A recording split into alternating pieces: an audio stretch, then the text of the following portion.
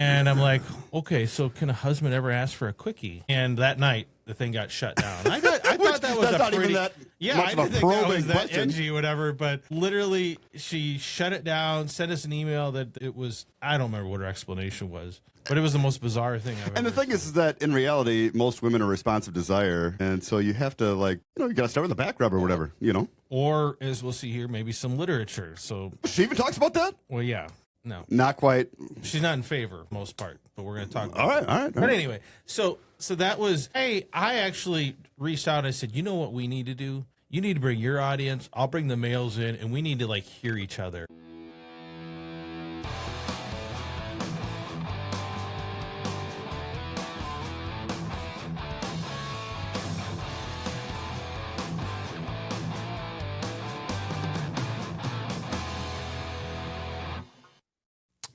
Welcome back, everyone. Craig and Jonah here today. How are you today, Jonah? Doing pretty well. Just finishing up wrestling season with the kids. My oldest boys are in that, and that's been a great year as far as just learning for them, and created a lot of really good father-son moments, because sometimes in life you just get your butt kicked and you have to learn from it. And sometimes there are moral lessons to be learned as far as, not morals like Catholic morals, but where you tried really hard and you just got beat, but you gave it your best, and that's really all you can do, and you should be proud of that. Yeah. So we had a great year as far as that goes, and I'm really happy they went out for it, and I think they'll keep getting better. So How many kids you got in wrestling? 2. And so we have a wrestling mat in the basement now, and golly. yeah, an old wrestling coach has been coming over and giving them tips, and so we're training. Does the whole family go along then to watch their Oh meets yeah, and stuff? yeah, and it's insanity when we practice. I bet. In the basement. I mean, it's really wild, but it's fun. I've been over there. I've been to your house a few times, and I can only imagine what it's like. So another funny thing happened, but that was Okay. great. I mean, honestly, man, wrestling, there's so many analogies to life, and just it makes you tougher, and you have to try as hard as you can. And so I don't know, it's been a great sport for our kids. Nice. So, but had something else interesting happen. So you and I were at a social gathering this weekend, and a woman that we know, she was holding a baby off to the side, and I just went over and was talking to her, and she was holding somebody else's baby, somebody that's a huge family, and she's in her 40s, and she was talking about she only has 3 kids, and she's getting a lot of pressure from family and friends to have more kids. Oh, interesting. And she was just like, not everybody is called to have 10 kids. She's like, I'm not sure I can handle it, not only just the mental strain, but financially and all that. And so then, we're talking in my wheelhouse here, So then we started talking about the issues within the Catholic Church. And we even got into her charting and all kinds of just... I mean, we were in pretty deep, but it's just funny how this is a common thread across all Catholic couples. And I don't know. I heard from a Catholic a couple weeks ago about how he got a vasectomy. I mean, people just, I don't know what it is, and I loved listening to the show Loveline with Dr. Drew and Adam Carolla. Did you ever hear that? No, I suppose you were in the seminary probably. Yeah. But man, no, people called in and talked about their sex lives. And I don't know, I love that show, and I thoroughly enjoy discussing people's intimate lives. Not in a weird way, but everybody deals with this stuff, man. You're just a magnet for people. We gotta mic you up sometime and have you go undercover. No, my conversations are confidential. If anybody wants to call in and talk about their sex lives, we're here for you. That's Can't say, well, in a quasi-Catholic setting, we'll say, as far as, people give us a hard time, but just something isn't right. And I think a lot of couples recognize that. And that's why 95% of Catholics don't use NFP. Yeah.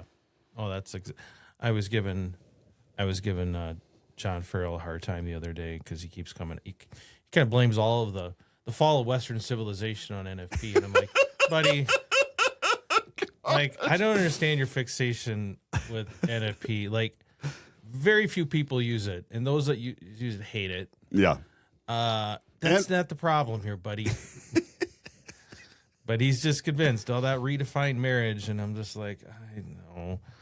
If the majority of the Catholic world was using it, okay, I'll listen to you. But it's but I don't know. People get fixated on things. I will give John this, that he's unwavering. Yeah, I mean, nothing if not consistent. Right? That is for sure. Yeah. I wonder at what point in his life he settled on this worldview, and that was going to be his charge in life, to go after the 5% of people at best that use it. Well, I'm assuming it's particularly close to home for him, but I don't know. I mean, listen, if you've got 5 hours to kill, you should go over and check out his video. And the thing is that, John, so I started watching some of his videos the other day, and I mean, they're done really well. Yeah, he puts a lot of time into it. Good producer. Yeah. They're great, honestly. Yeah. Yeah, we just kind of like show up and we wing it. Yeah, we totally do. I just think about stories that happened this week, and then away we go. And you got the I usually the other podcast. Yeah, my punishment in life is to listen to Christopher West and the gals over on formerly Charting Toward Intimacy. They've rebranded, but really, what are they now? Is this like when Walmart redid the symbol, or yeah, Reclaiming Catholic Intimacy is the new name of the show. Oh, sounds. I don't know. I think their old name was much better. Yeah, I mean that was a really good name. Yeah. Reclaiming Catholic Intimacy. That sounds like. I think sounds dry to me. I think the explanation they gave is Just make me dry right up. Lube it up a little bit. You think the ladies understand that more than anybody? Yeah, right. I don't know. Well, it started out as a natural family planning podcast, and now she's moved into more sex coaching and stuff like that. I'm not sure where that differs, really. Yeah, I mean, I think I've told this story. Like personal one-on-one training sessions. It's terrible. Well, I'm actually going to talk about their episode today because there's very little outside help you're allowed to get, apparently. Oh, okay. Oh, she's certified. Well, apparently, yeah. All right, buy her books and subscribe. There's always an angle, right? She's on OnlyFans now. Oh gosh, getting way off track here. I mean, one of the reasons that this other Catholic podcasters must hate us if they ever listen to us. I'm pretty certain they don't listen to us. So. But I mean, one of the reasons. I mean, when I picked the name, I picked the name of the show. One of the reasons that I did this show was because they were one of the only Catholic podcasts out there talking about this. But I thought that after listening to a few episodes, I thought they were missing the male perspective, and that has continued to prove to be true. I think. Tell about happened with the discussion, the forum. Oh, this is so funny.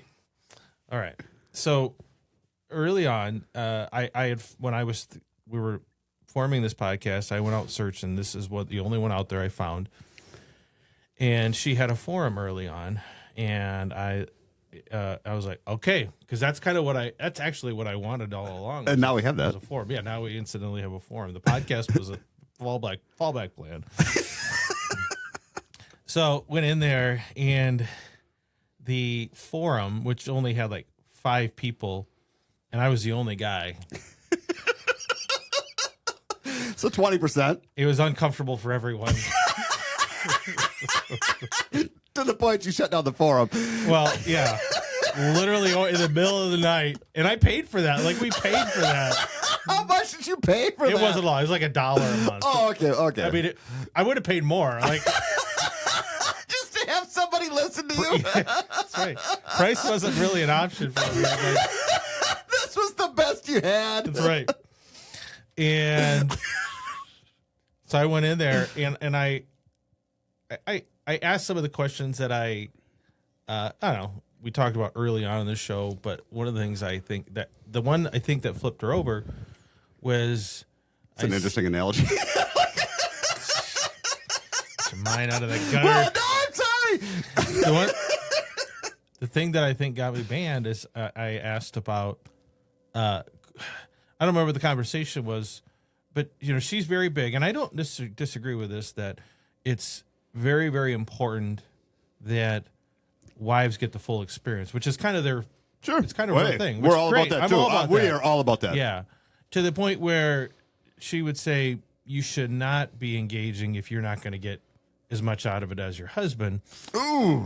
And I'm like, okay, so can a husband ever ask for a quickie? And that night, the thing got shut down. I thought that was that's a not pretty, even that yeah, much I of a didn't think that was probing that question. edgy or whatever, but It literally, she shut it down, sent us an email that it was, I don't remember what her explanation was, but it was the most bizarre thing I've ever And the thing seen. is that in reality, most women are responsive desire, and so you have to you got to start with a back rub or whatever, Or, as we'll see here, maybe some literature. So, Oh, she even talks about that? well, yeah. No, Not quite.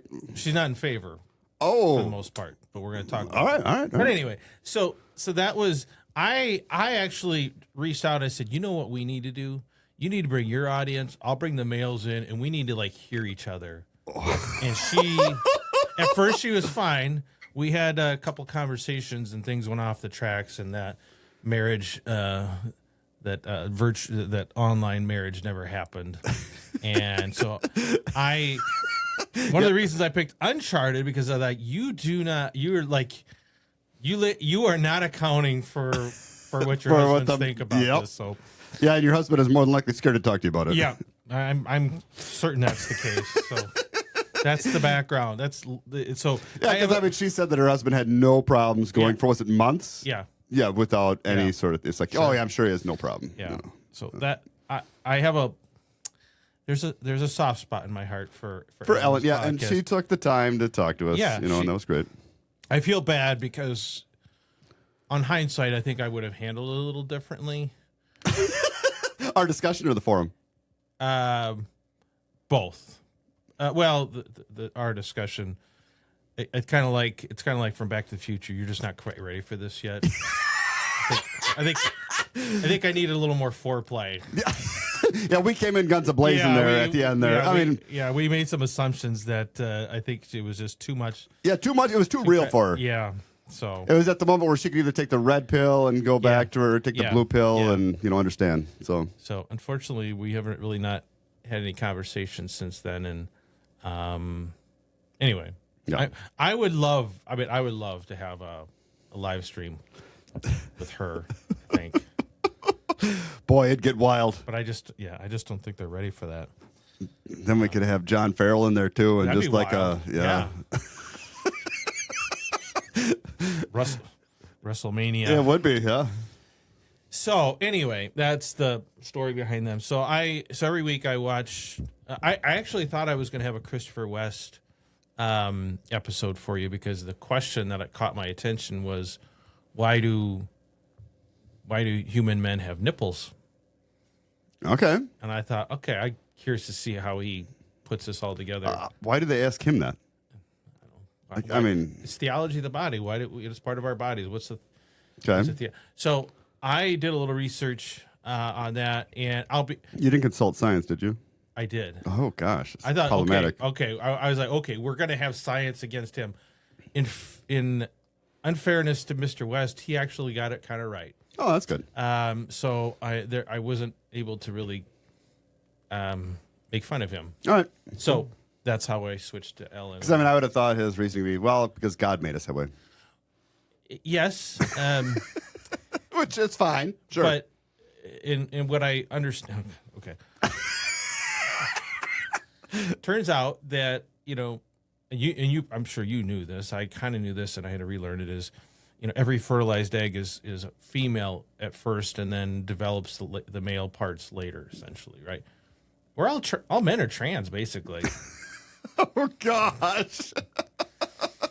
But you know how we start out having the capacity of female, and then the male genitalia is a development of the female genitalia, which is pretty wild and pretty. It's amazing. It's yeah. And he more or less acknowledged that humans we're God created us sort of in a feminine way. Mm-hmm. And so he even acknowledged all that. So I couldn't even couldn't make fun of him for the science, and I didn't think his theology was that terrible. Well, thank God I have functioning testes. Yeah, So, that's right. That's right. So if you really want to know that and have that discussion, go over there to Christopher West podcast this week. So that's stuff I never really wonder about. I'm fine with my nipples the way they are. And yeah, I mean, I don't worry about it, but I thought it was an interesting question for the theology of the body people who like to, I don't know, kind of like we're going to talk about today, this whole idea of design. Everything is designed a certain way for a purpose, and why is that? So if it's only designed for one purpose, can you really kiss your wife on her breasts? I don't know. Yeah. I mean, seems... He talks about that a little bit. He does? He tries to explain why that's okay, but... Oh, really? Oh, Yeah. Christopher West. Oh, all Yeah. right. Well, we agree there. Yeah. Yeah, we're not totally... So, yeah, He's weird, we're weird. I mean, Yeah. it's just, we probably have more in common than we Yeah. have. So, the topic, but the reason, so the ladies' topic was, this is actually last week's episode, was romance novels. All right. Sounds good. And I actually thought it was kind of interesting because I see this come up a lot. Guys get beat up a lot for porn, rightfully so. It's a male problem. And then a lot of people say, well, the women are all reading smut novels. Another woman just told me a couple weeks ago how she reads romance novels with her partner and her sister-in-law or something. Really? And they read them as a group and they discuss, and I don't know, they apparently enjoy that. Well, apparently, I mean, I don't think my wife I've never seen her read that stuff, so I don't know. It's hidden under the mattress, maybe. I don't know. Yeah, I don't know. Is your wife No. into that at all? No, just no. Good. You've already said too much. I'm not. No, she hasn't. I think there was one time where I asked her if she wanted me to pick her up one, and she didn't disagree. And then that was years before this. Okay, got it. Yeah, we ever found out. Well, that was great for us. Yeah, I mean, so apparently a lot of what the ladies talk about, and we'll show this a little bit, is men tend to be visual creatures, and women. It's mental. They like their brains stimulated, and to some extent, for the most part, I don't disagree with what they have to say there. They're like, do not be reading that stuff because you're introducing a third person to your marriage. I'm like, I don't know about that. I think there's a difference between. So can you read any book?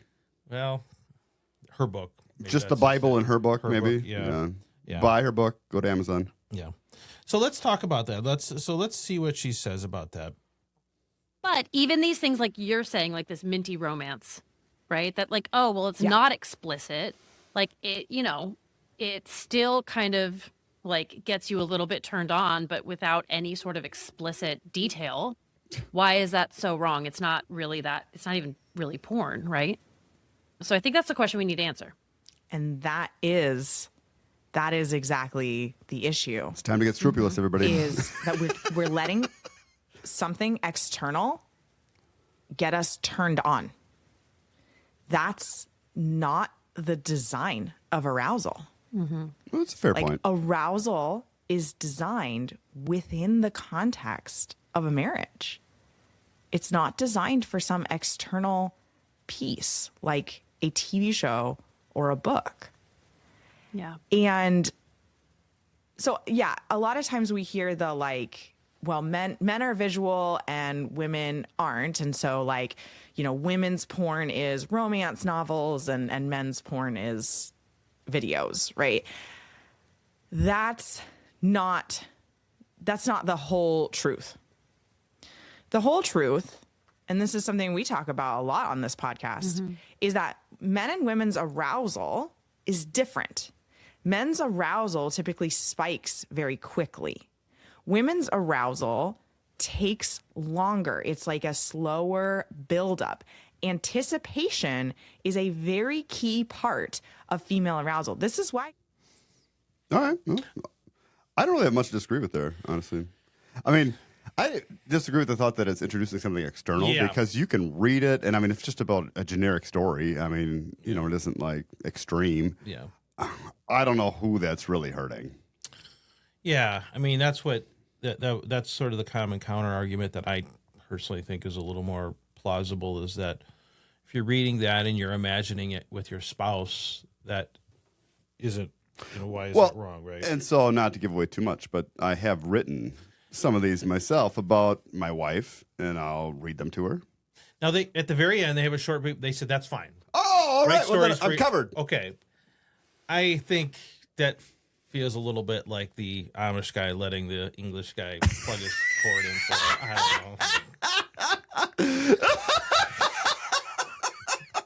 I don't know.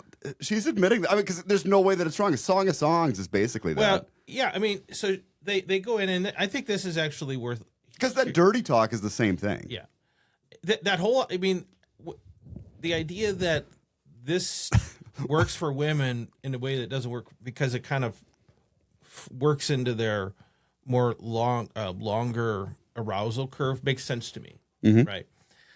What I think is interesting, where she says like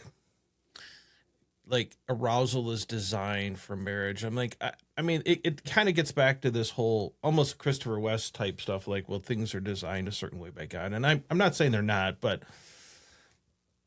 I mean, the fact that women, by and large, find a romance novel far more like desirable to them, and men tend to find it far more, to watch something, right? Tells us something about ourselves. And why is that? Like, I don't know. Is there that looks to me more like just general biology than about marriage, because it's not like, I mean, every guy, every woman experiences this, whether they're in marriage or not. I had never thought about it like that. Like, I mean, when I understand why men are visually stimulated, but women, why they would need that sort of stimulation over, visual, which you would think there's a lot of genetics in how somebody looks, and you can see how you might be attracted to somebody based on their looks and what it means as far as their fitness and their ability to produce offspring. But the mental side of it, like, what does that really mean about women? The way they described it is, and this makes some sense to me, like, women really get invested in stories, I think, in ways that men don't. And they were talking about how, like, when they're at like, they feel like they're part of it. Like for example, when my wife reads a book, any book, right? Any novel, when she starts that book, she literally cannot stop it. She has to find out what happens. She gets invested in it. If I'm disinterested, I'll walk away. And I think that's kind of typical of difference between men and women. And so for a lot of women, part of the process of getting aroused is getting into the story more so than the end result, if you will. Which is why, usually, let's talk about true porn, for example. There's not much of a storyline there, right? It's You tell me about it. I don't know. so I've heard. There's not much of a storyline there, right? So I got a funny story. The plumber shows up and things happen. That's There was a time where I was 18. I went to college, and I went to Blockbuster Video. And these are like, probably, I don't know what kind of videos they had at the time. I doubt it was adult or whatever, but like NC-17 maybe, or something risque. And so I thought, well, I'll pick one of these out. I'm in the dorms, why not? And, this is at the infant stages of the internet. You didn't just have access. Actually, I didn't have a computer. But so I got this video, and unfortunately, I didn't return it in time. Oh. And so there was a notice sent to my parents' house. And my mom called me and said, "Oh, I see you rented this movie. I'm not really interested in that sort of thing, but I think your dad might be." Oh, my gosh. He highly recommends part 2. Yeah, I believe the movie was called Illicit Dreams or something like that, which, ironically, I'm just looking at why women are more turned on mentally than men by things like romance novels. And it says that women generally require more contextual and emotional setup for arousal, and it's because they are responsive and more context dependent than men, which tend to be more spontaneous and visually driven. Yeah. Romance novels provide rich narrative, character development, and emotional tension, build up desire. Yeah. And all this, it's basically, it just talks about how women live out this mental simulation in their head. Yeah. So basically because they're, evolutionarily, they're looking at long-term mate value, things like commitment, resources, emotional investment.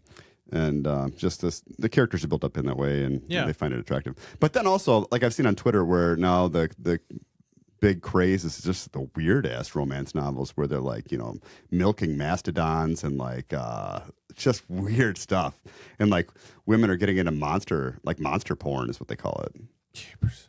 And so I mean, and actually, Bill Maher had a really funny new rules segment about that too. It's hilarious. Yeah.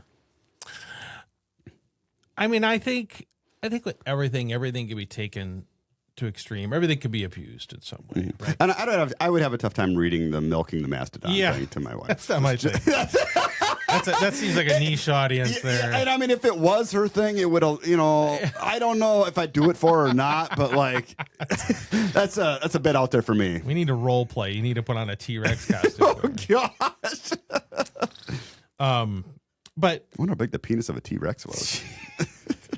I'm sure you're We're gonna find out right now. Find out. Yep.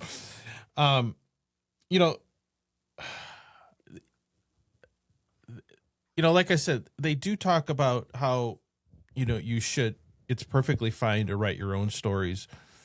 Okay. So we're talking 10 inches to over 12 feet long in some species. So when I saw 10 inches, I was like, Yeah, 12 feet. Yeah, 12 feet though. You're packing some heat there. Yeah. Boy, they even show a picture here of them mating. I mean, it looks just like you'd think. Okay. All right. Learn something every day. Yeah. Boy, I had no idea. So, I think it's very helpful to even at my old age, to learn to be reminded how different men and women are. Yeah. And how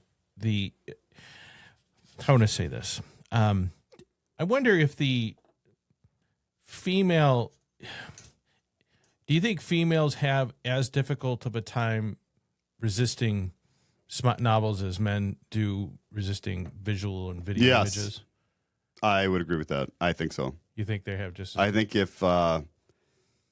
it's just like if there was a table in your house, like a coffee table, not with kids around, but like where you had like a Playboy sitting there, that would be pretty irresistible to read. But I think if there was just this romance novel with this big ripped guy in the cover, I think that'd be equally irresistible to pretty much any woman. Yeah. Women in the audience, tell me about that, because I'm curious. This is where it's good because I can't relate to that, and I think a lot of women can't relate to why their husbands, if you struggle with that kind of stuff, why it's so hard to give up. Well, women's hormones are constantly changing. Sometimes it's like you see that on Twitter where is during ovulation how men feel all the time. Yeah. And I mean, it is. Yeah. And then some, apparently, where they say women's hormones during ovulation are still like a fraction of what a man every day. Yeah. Yeah.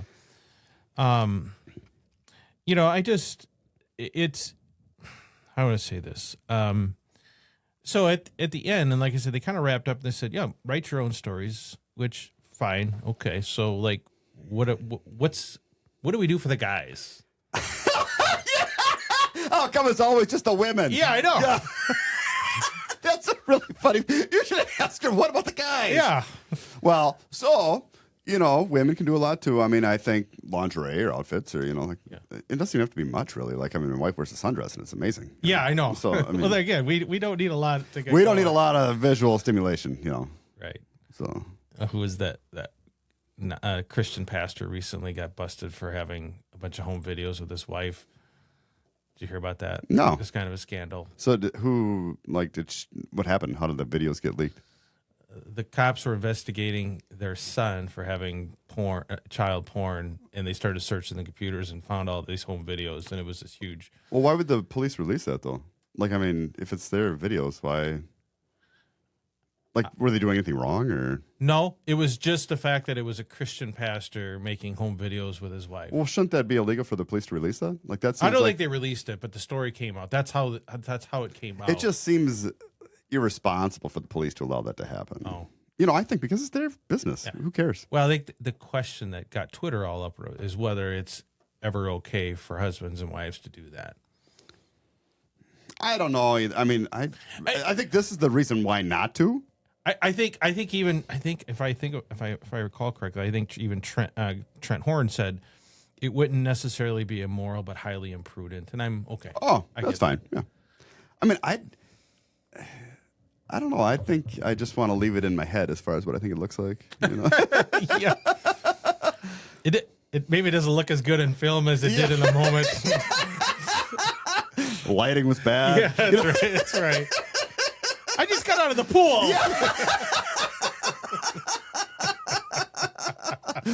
But the differences between men and women, I think, is one of the most mind-blowing things that I've understood through our marriage. Like at first, I assumed that she thought the way that I did, but really, that should be taught in pre-K. That men and women do not think the same. Yeah. And I don't know why the church hasn't really touched on that, because we're willing to recognize that men and women are unique and special in their own way, but we can't discuss the reality of how women think exactly the opposite of how men do in a lot of ways. Yeah, I mean, that would have helped us in our marriage dramatically, as far as what women expect, what men expect. Yeah. Like, it should really be revamped.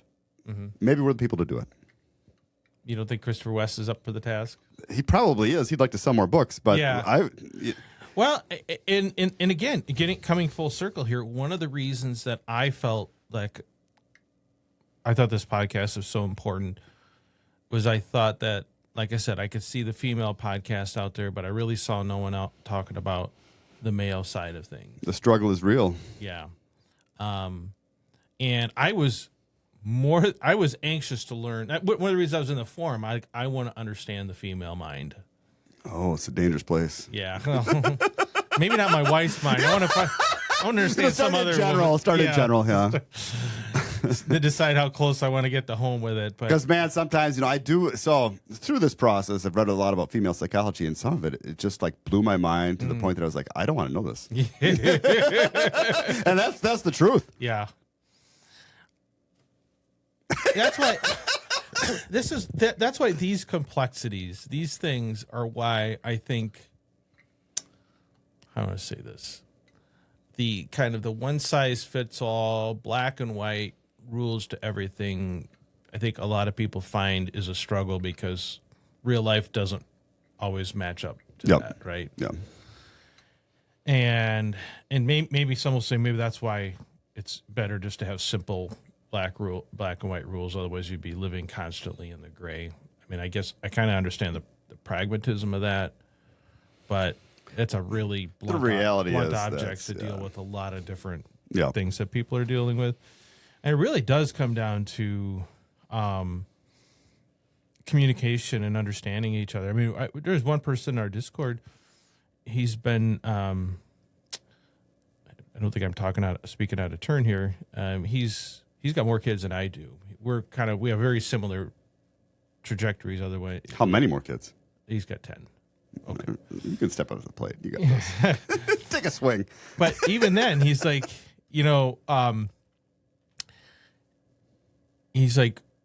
these were all painful topics, and even my wife and I couldn't talk about these things until we found your show. He's like, I couldn't stop watching your show for a while because it was really painful. But he said, just recently, within the last couple of months, he and his wife have started talking because of the things we talked about. He said, now we're making up for lost time, which is awesome. I love hearing those stories. Boy, that's great. Yeah.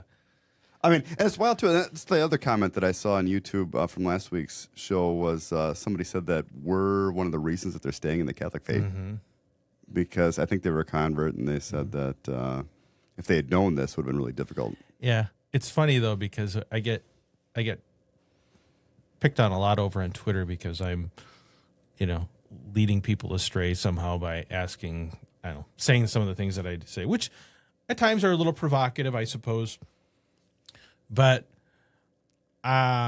we get a lot of people that are like, this is the only thing that's kept me from just departing entirely. And I love that. I love that we have been able to create a little corner of the universe where people can have these discussions openly and without being judgmental, and then and for some of them taking it back to their own marriages and having the conversation. You got to have the conversation for whatever reason they're so hard to have. Yeah, and like you said, you're not really taught this stuff. No, early on.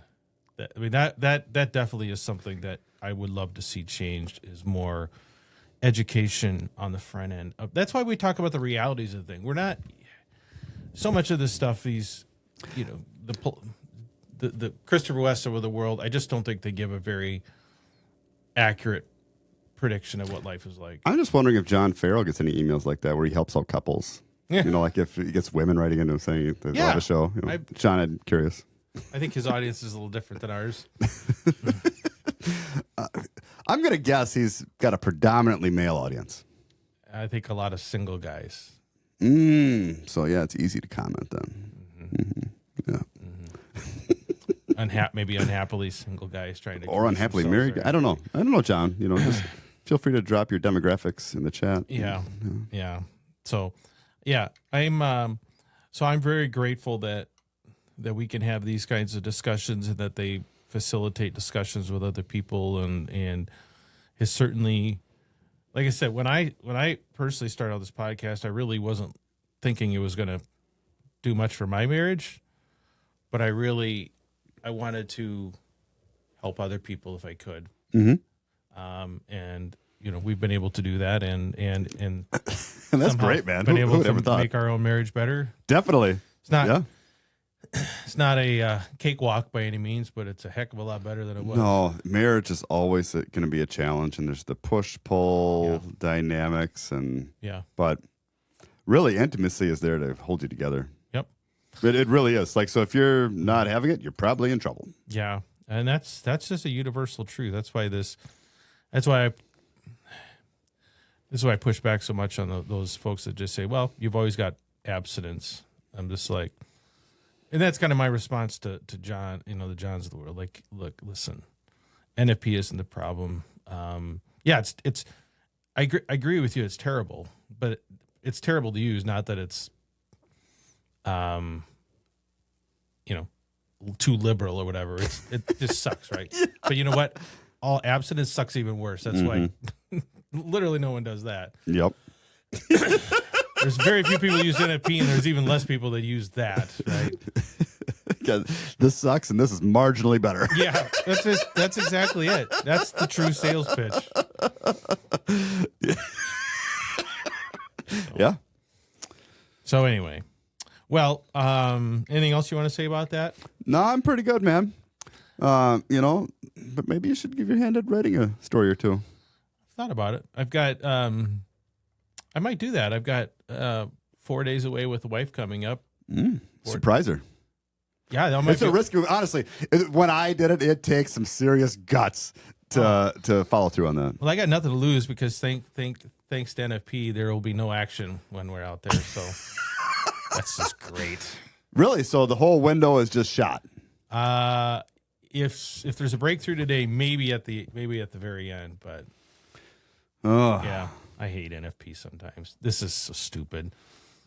You wait 20 some years, you finally get a long weekend away without kids, and you have to. I'm gonna be like John Farrell here. You just need to go for it. Well, maybe I don't want to write her a story. I honestly, it'd be a lot of temptation. Maybe I will. Maybe that'd be kind of fun. Let's just see if she could take it. Because honestly, it would be like flipping the table on her. Yeah. Because if it's well written, I would say it's nearly an unstoppable play. It's like in the old John Elway's Quarterback on the Nintendo, the original Nintendo. There's a play where it was like fullback something where you bring in this huge guy and he was unstoppable. Oh. You could run laps around the field and nobody could tackle you. And that's exactly how this is. So it's virtually undefeated. All right. Well, we'll see what happens. Good luck with that. Hope. Look at little Billy Shakespeare over there. That's right. Get to work. That's right. Get that 10th kid. Yeah. There you go, buddy. That's the attitude to have.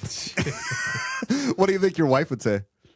If this happened, okay, you could go with that angle. If you wrote the story, she couldn't take it, then you got pregnant. She's realistic enough to know that's she understands that there's a decent risk that will slip up somewhere along the line. And have that. So why are you even trying? It's going to happen now. I mean, you haven't had a kid now for how many years? 3? 3.5. Gosh, we probably don't remember how to do all that anymore. Boy, it'd be a challenge. It's nice once you get out of the diaper stage. And honestly, I'm at the point in my life where I might just run.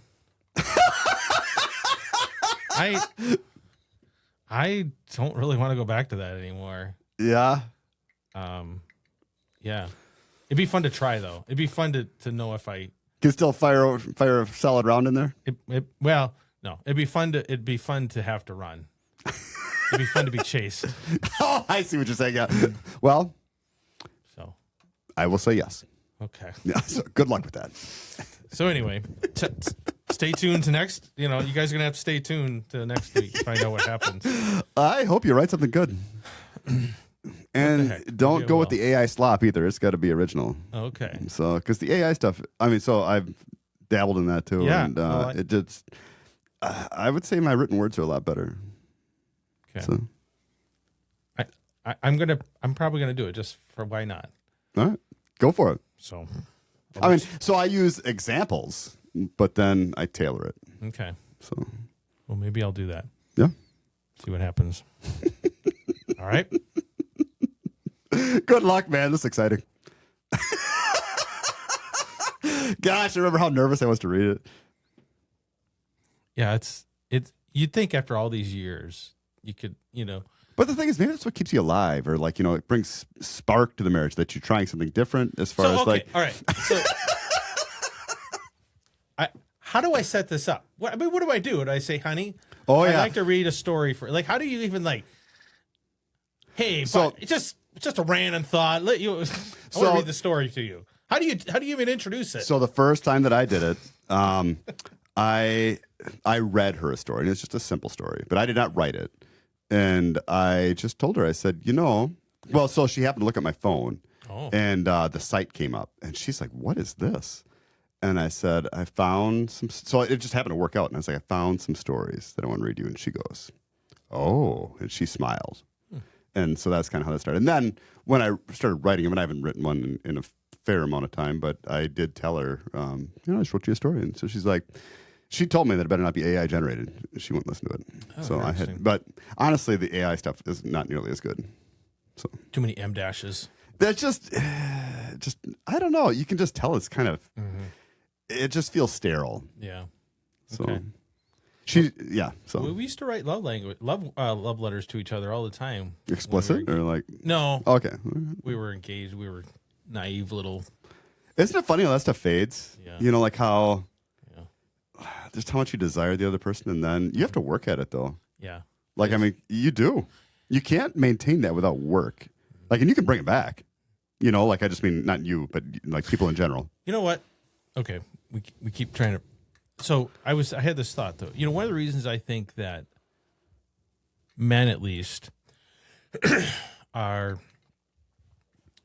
susceptible to porn and stuff like that, especially sort of the cringy storylines that you seem to have or whatever, is there's something, I don't know, there's something newness about that. Like the thrill of like this new person. Back when you were like falling in love, and let's say you're Catholic, you just can't wait to get married and all that. Like having that thrill again and that feeling, and maybe having the feeling of your wedding night. That's pretty intense, right? And I think maybe for guys, I don't know if you And especially lose seeing that a little bit. I think for guys, like seeing the extreme satisfaction. Yeah, that's think true. Yeah, That's part of it as well. I do think that is a big thing of it. Is men want to know that they're pleasing someone a lot, right? Definitely. It's not just about them. It honestly isn't. Yeah, it's true. Yeah, I think that's, and I don't know about women too. If they something about the storyline, if their own story feels dull, I think it's hard not to. I think you get. Yeah, I mean, life is just Life becomes kind of common. it does. Yeah, the mundane parts of life. So maybe I wonder if some of that is just that You get to thrill of live being a new story. Mentally different story for a while. Yeah. So And so that's funny. Like, even if you think about that, even if your wife does put herself in that situation, you're reading just a story. I mean, I don't know. I mean, I imagine shit all the time. Not necessarily. yeah. I mean, I think, I don't know. I'm kind of the mind that if it's in your imagination, it's in your spouse is the context of it. I have a hard time number one. That seems to be kind of part of the design. Speaking of design, that seems like there's a reason why that works for women. Yep. And number two, I don't understand. That just seems very, very different than, let's say, obviously going out and having a physical affair with someone. That those seem like totally different things. And even like watching pornography of some sort seems much more, I don't know, serious or and probably harmful. I think overall harmful to the marriage. Yeah. And but I don't know. Who knows? Yeah. Maybe they're right. I don't know. Let us know what you think. Let us know what you think in the comments. And how many couples read literature to each other? Yeah. You know? Yeah. I don't know. Give me any tips you got. Or like we said, if anybody wants to come on the show and talk about their intimate life, we are happy to talk to you. I am serious. That's right. We'll try to guide you the best we can. That's right. So let us know. It's been a little while since we interviewed anyone. It has, yeah. We should do that again. All right. Okay. Well, What about our friend Diego? Did that guy, is he still in the Discord? I'm just wondering people in there now. I don't. Because he had an interesting interview before his wedding, and I think we did a follow-up, right? Yeah. He's got a kid now. Oh, he does? Yep. I haven't heard since then. He's. Oh man, it'd be great to talk to him again to see how the post kid stuff is going. Where there's like the just pure abstinence. For us, I mean, gosh, it's just an absolute desert for intimacy where you wanted to just die. Yeah, I don't know if I've talked to. Yeah, I've definitely talked to him since the child. I haven't heard how that's going. So, yeah, if you're watching, reach out to me. Yeah. Let us know how things are going. Yep. So. All right. All right. Okay. Well, I'll put a link to Ellen's new podcast episode in the description if you want to check that out. Otherwise, yeah, wish us luck and all right. Talk to you guys next time. So you bet. Thank you, Jonah. Thank you, everyone, for listening. And until next time, everyone. Bye. Have a good one.